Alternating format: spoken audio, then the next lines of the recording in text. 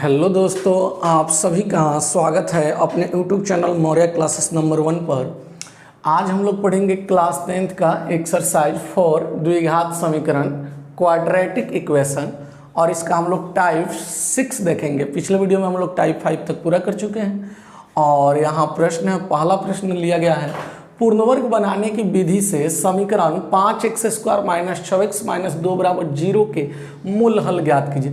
देखिए यहाँ 5 प्रश्न हम लिए हैं जो पूर्णवर्ग बनाने की विधि से द्विघात समीकरण का मूल ज्ञात करना। मूल हल यानी मूल ज्ञात करना है। हम लोग जानते हैं कि द्विघात समीकरण के 2 मूल होते हैं, वहीं दोनों मूल को ज्ञात करना है। तो पहला क्वेश्चन को हम लोग हल करते हैं। प्रश्न 1 का हल। तो यहाँ देख रहे हैं समीकरण दिया हुआ है 5x² माइनस 6x माइनस 2 बराबर 0। अब यहाँ ध्यान देंगे, समीकरण आपको एक द्विघात समीकरण दिया गया होगा तो उसमें फर्स्ट टर्म में x² का गुणांक देखेंगे। कोई जरूरी नहीं है कि समीकरण द्विघात समीकरण x² x के रेस्पेक्ट में ही हो। यहाँ चर x का प्रयोग न करके चर y का भी प्रयोग से द्विघात समीकरण दिया जा सकता है। चर t का, m का, कुछ भी हो सकता है, चर कुछ भी हो सकता है।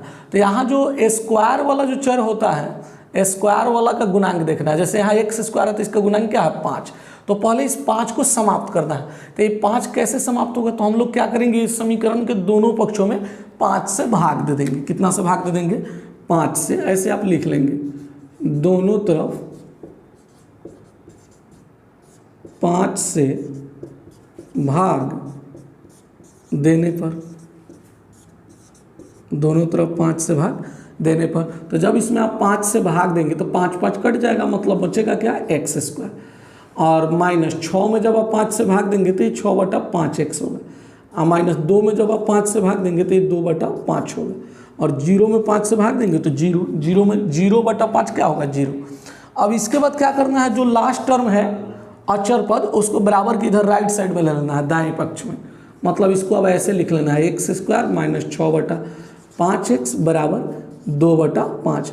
अब यहाँ एक चीज़ का ध्यान देंगे, ये माइनस में था 2/5 तो राइट साइड में आया, दाएं पक्ष में तो प्लस में हो गया 2/5। यदि यहाँ ये 2/5 प्लस में होता तो माइनस में आ जाता 2/5। अब इसके बाद क्या करना है, दोनों तरफ कुछ जोड़ना है। अब जोड़ना क्या है, वह कहाँ से आएगा हम बताते हैं आपको।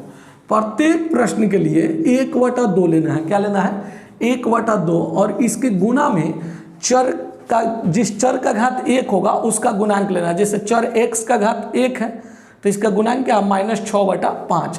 तो यहाँ -6/5 को आपको ले लेना है और इसका वर्ग करना है। इसको अगर कटने वाला है तो कटा लेना है। जैसे 2 से 6 को हम काटे तो 3 बार में, तो 3 का 3 गुना 1 3 होगा, माइनस तो स्क्वायर में प्लस हो जाएगा, तो 3 का वर्ग हो जाएगा 9 और 5 का वर्ग हो जाएगा 25। वैसे आप नहीं भी कटाएंगे इसको, आप 6 का वर्ग 36 और नीचे 2 गुना 5 10 का वर्ग 100, 36/100 भी आप लिख लेंगे तो भी गलती नहीं होगा, लेकिन आप कटा देंगे तो थोड़ा सरल हो जाएगा। तो यहाँ 9/25 को हम लोग दोनों तरफ जोड़ लेते हैं, x² माइनस 6/5x और प्लस 9/25। आप बराबर में यहाँ भी 9/25 ले लेते हैं प्लस में, और प्लस में ही क्या है 2/5। अब देखिए कुछ लोग सोच रहे होंगे सर ये 9/25 हम दोनों तरफ क्यों जोड़े, तो यहाँ जोड़ना पड़ेगा, यहाँ ये रूल होता है इसका, और इससे कोई फर्क नहीं पड़ेगा क्योंकि समीकरण के दोनों पक्षों में कोई निश्चित संख्या मतलब नियत संख्या जोड़ने से उसके मान में कोई परिवर्तन नहीं होता है। तो यहाँ आप इसको अभी भी कटा सकते हैं, बराबर में समान चिन्ह समान पद कट जाता है, तो इसको आप काट देंगे तो फिर से वही प्राप्त हो जाएगा आपको। तो यहाँ अभी सेटिंग हो गया है, इधर वाला आपका हमेशा या तो a माइनस बी के होल स्क्वायर पर या a प्लस बी के होल स्क्वायर पर सेट हो जाएगा। अब जैसे बीच वाला से पता चलेगा 2ab वाला फॉर्म आपका माइनस में है तो ये a माइनस बी के होल स्क्वायर पर सेटिंग होगा। अगर ये 2ab वाला फॉर्म प्लस में होगा तो ये a प्लस बी के होल स्क्वायर पर सेटिंग होगा। तो यहाँ फर्स्ट टर्म का हम लोग वर्गमूल x² का वर्गमूल क्या होगा, x। 9/25 का वर्गमूल क्या होगा, 9 का वर्गमूल 3 और 25 का वर्गमूल 5। और बीच में है माइनस तो माइनस देंगे, बीच में रहता प्लस तो प्लस, इतना का होल स्क्वायर लिख लेंगे। इसका जब आप होल स्क्वायर तोड़ेंगे तो आपको यही प्राप्त हो जाएगा। और यहाँ 25 और 5 इधर हमेशा बराबर के राइट साइड में हमेशा या तो आपको बटा का जोड़ आएगा या बटा का घटाव या सिंपल जोड़ या घटाव आएगा। तो यहाँ 25 और 5 का LCM लेंगे लघुत्तम, तो यहाँ 25 होगा, तो 25 से कम 25 तो 9 कम 9 प्लस 5 × 25 तो 2 × 10 तो यहाँ क्या मिल गया आपको, x माइनस 3/5 का वर्ग बराबर 10 9 जोड़ देंगे तो 19/25। तो फिर हो जाएगा x माइनस 3/5 बराबर स्क्वायर हटेंगे तो राइट साइड में क्या आ जाएगा, रूट, यानी रूट 19/25 हो जाएगा, रूट 19/25। तो इसको अब आप ऐसे लिख सकते हैं x माइनस 3/5, तो रूट से कोई भी संख्या निकलता है तो प्लस माइनस दोनों में होता है, तो प्लस माइनस, और 19 का तो वर्गमूल होगा नहीं तो रूट 19 ही रह जाएगा, और 25 का वर्गमूल हो जाएगा 5। तो यहाँ अब x का 2 मान होगा, आप x बराबर ऐसे 2 जगह x बराबर क्या लिख लेंगे, माइनस 3/5 राइट साइड में आएगा, दाएं पक्ष में तो क्या आएगा 3/5, 3/5 2 जगह ले लिए, और इसमें से एगो यहाँ प्लस में ले लीजिए और फिर एगो माइनस में ले लेते हैं। यहाँ 2 को वैल्यू है ना प्लस माइनस में।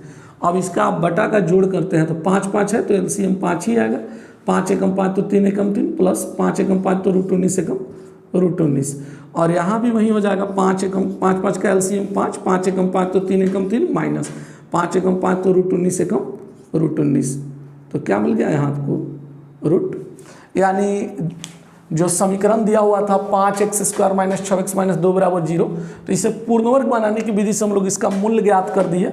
मूल का मतलब क्या है, इस समीकरण द्विघात समीकरण जो x चर के रेस्पेक्ट में दिया हुआ है x के सापेक्ष, तो इस x का मान ही इस द्विघात समीकरण का मूल कहलाएगा, जो यहाँ आ चुका है x का मान 3 प्लस रूट 19/5 और एक दूसरा आ गया 3 माइनस रूट 19/5। तो ये समीकरण के मूल हो गया, यही आंसर हो जाएगा। अब हम लोग प्रश्न संख्या 2 का हल कर लेते हैं। 2 का हल, अच्छा ये रफ है, ये रफ है, इसको आपको नहीं लिखना है। अब 2 को हम लोग देखते हैं। प्रश्न 2 में दिया हुआ पूर्ण वर्ग बनाने की विधि से समीकरण 2x² माइनस 5x प्लस 3 बराबर 0 के मूल ज्ञात कीजिए। तो यहाँ भी आपको मूल्य ही ज्ञात करना है, तो लिखते हैं 2x² माइनस 5x प्लस 3 बराबर 0।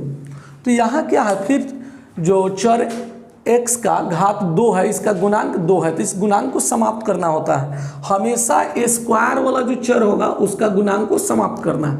तो यहाँ गुणांक क्या है 2, वहाँ तो 5 था लेकिन यहाँ 2 है, तो अब यहाँ क्या होगा, दोनों तरफ 2 से भाग होगा। जो गुणांक होगा ना स्क्वायर वाला चर के घात, स्क्वायर वाला चर का जो गुणांक होगा उसको समाप्त करना है।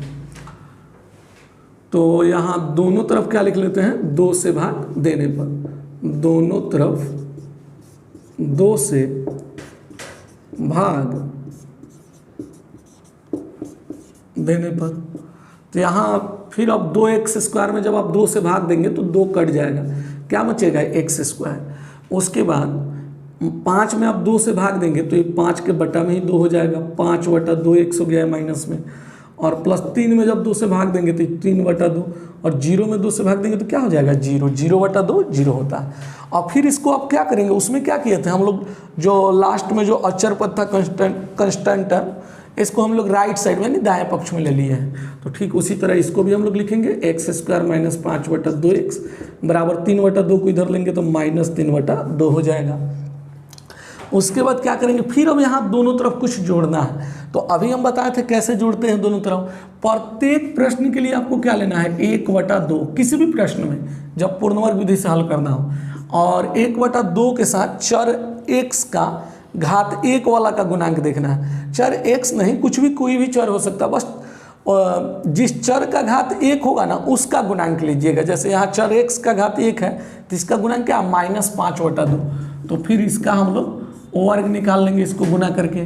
तो यहाँ 5 गुना 1 का वर्ग क्या हो जाएगा 25, माइनस का वर्ग तो प्लस हो जाता है, 2 दूना 4, ये दोनों को गुना भी करना है आपको, और 2 दूना 4 का वर्ग 16 स्क्वायर। तो यहाँ 25/16 हम लोग दोनों तरफ जोड़ देते हैं। ये कैसे प्राप्त हो रहा है ये समझ आना चाहिए आपको। तो x² माइनस 5/2x, और इसमें जोड़ देंगे हम लोग 25/16 प्लस 25/16, तो 25/16 हम यहाँ भी लिख लेते हैं। आए जो माइनस में 3/2 है इसे भी लिख लेते हैं हम लोग। तो फिर यहाँ अब a माइनस बी के होल स्क्वायर पर ये सेट हो चुका है, क्योंकि बीच वाला टर्म 2ab, जो 2ab टर्म क्या चीज़ में है, माइनस में है। तो फर्स्ट टर्म x² का वर्गमूल x, और 25/16 का वर्गमूल 25 का वर्गमूल 5 और 16 का वर्गमूल 4, और 2ab वाला टर्म माइनस में है तो बीच में माइनस हो जाएगा इसका होल स्क्वायर। इसको जब आप होल स्क्वायर तोड़ेंगे तो फिर आपको यही प्राप्त होगा। और यहाँ 16 और 2 का एलसीएम क्या हो जाएगा 16, 16 एकम 16 तो 25 एकम 25, माइनस है माइनस, 2 अठे 16 तो 3 अठे क्या हो जाएगा 24, तो x माइनस 5/4 का होल स्क्वायर बराबर 24, 25 में से 24 घटाएंगे तो क्या प्राप्त होगा 1, 5 में से 4 जाएगा 1, ये 2 2 जीरो हो जाएगा, जीरो नहीं लिखेंगे बटा 16, फिर इसका स्क्वायर हटाएंगे तो इधर क्या आ जाएगा रूट आ जाएगा राइट साइड में, तो यहाँ हम रूट कर लेते हैं इसका, रूट 1/16। फिर इसको आगे देखते हैं हम लोग, तो x माइनस 5/4 बराबर 1 का वर्गमूल 1 होगा और 16 का वर्गमूल 4 होगा, और रूट से कोई भी वैल्यू निकलता है वो प्लस माइनस में।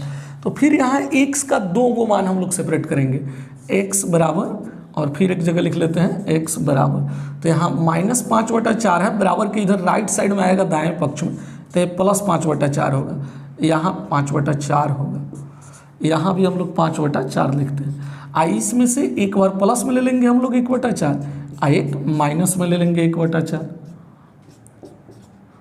तो यहाँ हम लोग 4 4 का एलसीएम देखें तो 4 आएगा, तो 4 एकम 4 तो ये 5 एकम 5, 4 एकम 4 तो 1 एकम, तो 5 1 6/4, जिसको आप काट सकते हैं 2 से, 2 दूना 4, 2 तिहाई 6 तो क्या आ गया 3/2, और यहाँ 4 4 का एलसीएम 4 तो 4 एकम 4, 5 एकम 5 माइनस 4 एकम 4 तो 1 एकम 1, तो 5 में से 1 घटेगा 4/4, 4 में 4 से आप भाग देंगे तो क्या आएगा 1 आएगा।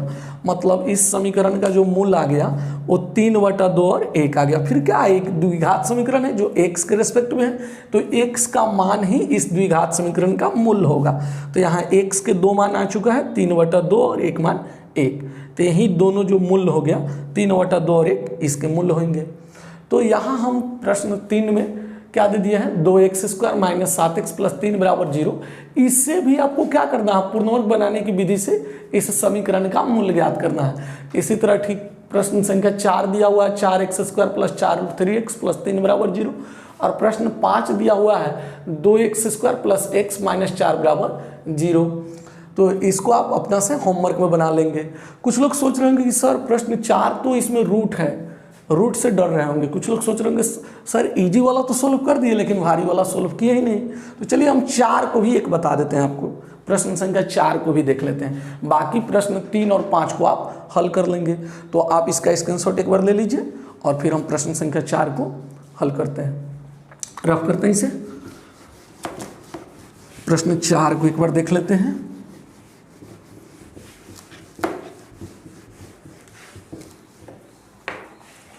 तो प्रश्न 4 में दिया हुआ है 4x² प्लस 4√3x प्लस 3 बराबर 0।